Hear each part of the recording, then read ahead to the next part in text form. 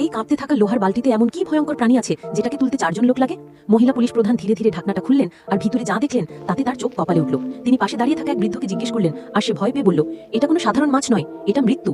এর জন্য আমি 2টি প্রাণের মূল্য দিয়েছি। পুলিশ অফিসার অবাক হয়ে জিজ্ঞেস করলেন, তুমি এটা কোথা থেকে পেলে? বৃদ্ধ কাঁপতে কাঁপতে বললেন, কয়েকদিন আগে তিনি এক হ্রদে মাছ ধরতে গিয়েছিলেন। তখন তিনি ট্যাঙ্কের ভেতরে একটি অদ্ভুত মাছ দেখতে পান, যেটা দেখতে ছিল যেন বাঘের মতো বিশাল ভয়ঙ্কর। যখন তিনি আঙ্গুল পানিতে দেন তখনই সেই মাছ কামড়ে দেয়। পুলিশ অফিসার জিজ্ঞেস করলেন, কিন্তু এটা এত ভয়ঙ্কর কেন? বৃদ্ধ বললেন, কারণ এটা কোনো সাধারণ মাছ নয়, এটা 200 বছর আগে বিলুপ্ত হয়ে যাওয়া পিরানহার বংশধর। এর চেয়েও ভয়ঙ্কর ব্যাপার হলো, এই হ্রদে শুধু একটাই নয়, অনেকগুলো পিরানহা আছে।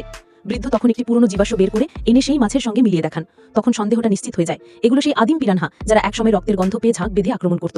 কিন্তু প্রশ্ন হলো, এত বছর আগে বিলুপ্ত হওয়া এই প্রজাতি ফিরে এলো কিভাবে? পুলিশ প্রধান খোঁজ নিয়ে জানতে পারেন, কয়েকদিন আগে শহরে একটি ছোট ভূমিকম্প হয়েছিল, যার ফলে হ্রদের নিচে ফাটল ধরে।